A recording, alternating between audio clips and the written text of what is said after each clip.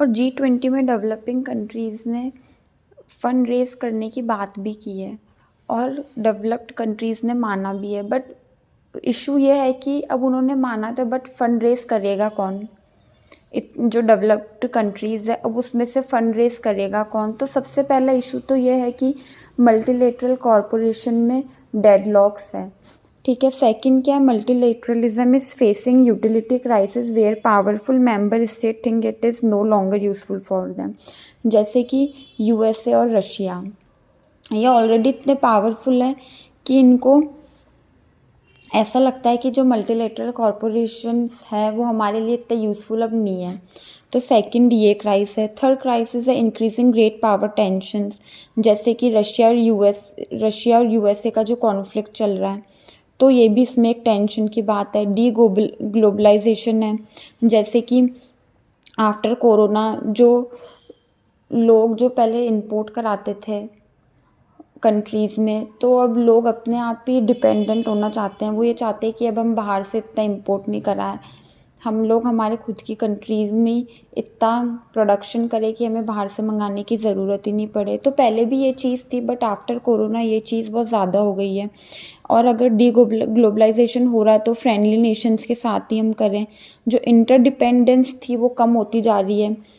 Second है populist nationalism की, मतलब वही कि हम लोग हमारे खुद की कंट्री में ही प्रोडक्शन करें, बाहर से नहीं मंगाएं। और पैंडमिक के बाद ये चीज़ ज़्यादा हो रही है। Climate emergencies added to the hardship, जो क्लाइमेट इमरजेंसीज है वो बहुत बढ़ रही है, ठीक है। तो थर्ड चीज़ ये है। फोर्थ है this emphasis led states to seek other arenas including bilateral, plurilateral, minilateral grouping.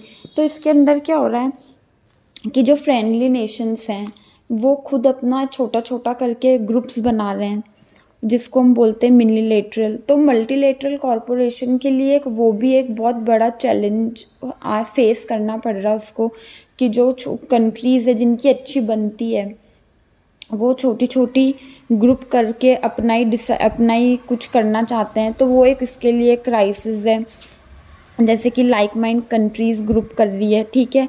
और जो स्मॉल स्मॉल ग्रुप बना के, जैसे एक ग्रुप बन गया फिर दो ग्रुप बन गया, तो फिर वो एक ग्रुप दूसरा ग्रुप का अपोज कर रहा है, ठीक है। तो इंडिया जो है इसको बहुत अच्छे से हैंडल कर रहा है। India is handling it with maturity.